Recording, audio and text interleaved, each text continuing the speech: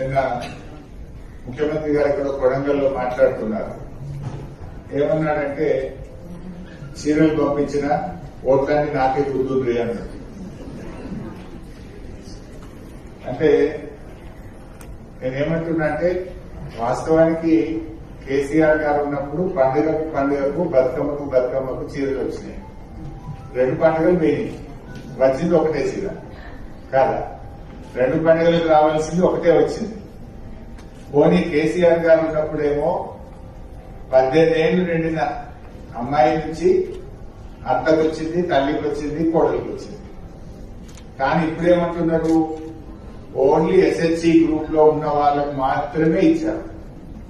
మన తెలంగాణ రాష్ట్రంలో అప్పుడు కేసీఆర్ గారు ఉన్నప్పుడు బతుకమ్మ దసరా పండుగప్పుడు 1,30 లక్షల మందికి చీరలు వచ్చేవి.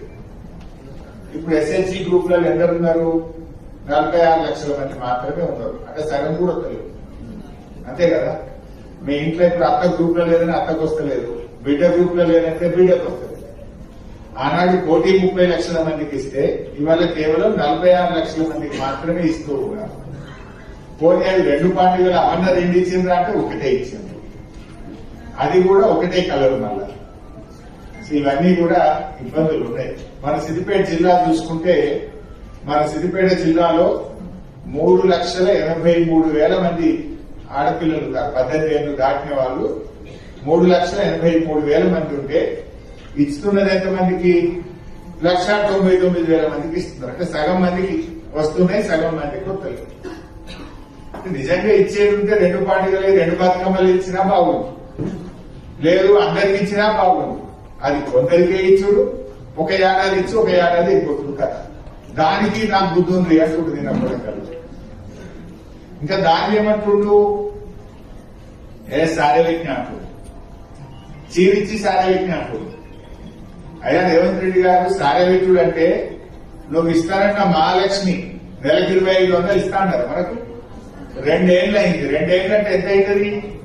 60,000 రూపాయలు.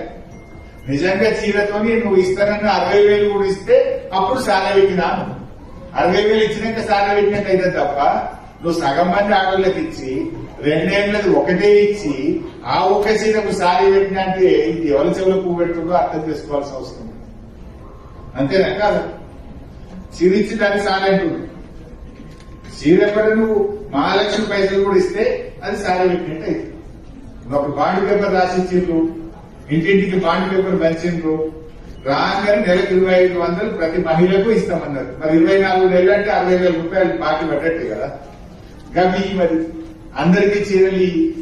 పోనీ వడ్డీ లేని రుణం కూడా మీరు ఆలోచించారు.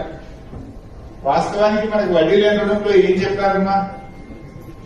బయటకు చెప్తున్నదేంటి, ఇవాళ జరుగుతున్నదేంటి? ఒకసారి మహిళా లోకం కూడా మన గౌరవ